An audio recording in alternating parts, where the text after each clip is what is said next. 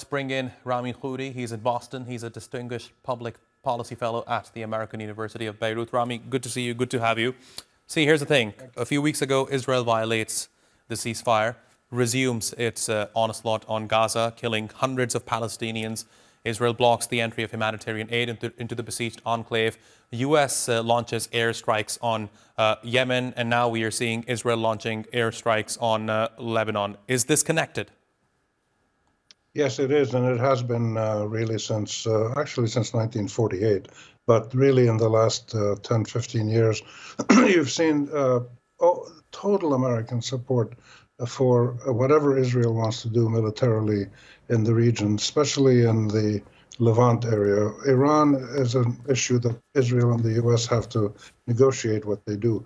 But the U.S. basically gives Israel all the armaments, funding, diplomatic protection, and media coverage that for its propaganda that Israel wants to assert its superiority not only in military power, which it clearly has because of its links with the U.S., but it sense that Israeli sovereignty is more important in the region than any Arab sovereignty. So not just in Palestine, as we see, but Lebanon, Syria, Iraq, Yemen, anywhere in the region, Israel has pursued a policy with full enthusiastic American support that it will not only retaliate for any person or group that attacks Israel or even resists Israel, it will bring about a total destruction of that society. We're talking about total desolation now, as Gaza is the example for others to see. And there's nobody in the world, it seems, who is interested or willing to put the brakes on Israel's militaristic, zombie-like rampage all across the region. In fact, the U.S. is joining it in Yemen and other places.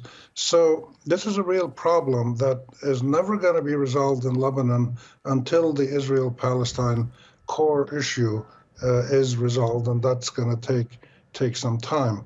And in the meantime, the Lebanese don't have the military capabilities to resist Israel. Hezbollah has been damaged, still has capabilities, but we don't know if it's going to reuse them soon. And the Israelis, therefore, do whatever they want. And there's never been a ceasefire. Even when it was signed, the Israelis had the right, with American approval, to do anything they want in Lebanon. Now, Rami, maybe I'm reading a bit too much into the situation, but correct me if I'm wrong.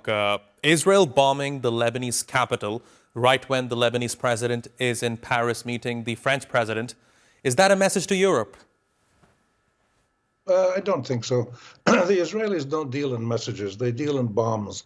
They deal in destroying the sovereignty of neighboring states. They just want to assert their Zionist, Jewish, Israeli supremacy, not just in Palestine, but across the whole region. And this really was triggered from the very beginning of the Zionist Palestine-Arabism conflict in the 1920s. But in recent years, it's been the assertion of the Likud government that took power in the 1980s, and recently by this current government, which took power about a year and a half ago, which is extremely right-wing and militaristic and fascist and ethnocentric nationalist supremacist. They say only the Jews have the right to sovereignty and to national rights in this area. So this is the stage we're at now, that this has progressed over decades, but right now with this government and Netanyahu needing to keep it in power so he doesn't go to jail, we're going to see more of this. And until somebody steps in, either the U.S. or a group of countries around the world, to put the brakes on Israel's rampage, this is going to go on and on and on. And it's not really linked to the hostages in Gaza, because this has been going on for decades. There's nothing new in what Israel's doing. Just the intensity is greater now because of the Gaza situation. Now, Rami, very quickly, my producer is telling me we have no time left, but I have to ask you, and it's a bit off topic. You're joining us from Boston, from the United States, and lately people who are critical of Israel are being detained in the country that you are joining me from. Are you scared? Are you concerned about criticizing? Are you scared of saying what you are saying, being in the U.S.? No, I'm not scared myself because I've been doing this for years. I am also an American citizen by birth, so I'm not one of the people who can just pick up off the street and throw in jail or expel, even though they can probably do that to American citizens if they want.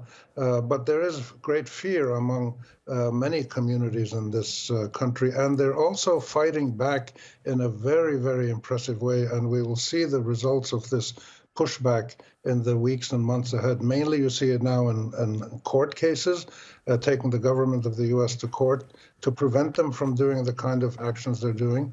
And you're seeing now, the important thing is that all Americans, not just people who are from the Middle East or support Palestine, all Americans are feeling the negative consequences of Israel's extremist position that has pushed the American government to restrict the rights of Americans to free speech, due process, equality before the law, and they're hurting the universities, they're hurting the Right. libraries, they're hurting the media, and as all Americans feel these pains, they're going to push back. So it's a moment of a dynamic political contestation ahead of us. We'll have to watch carefully. Fascinating insights. Rami Khouri, thanks very much for joining me here on TRT World. Appreciate your taking out the time. You bet. Thank you.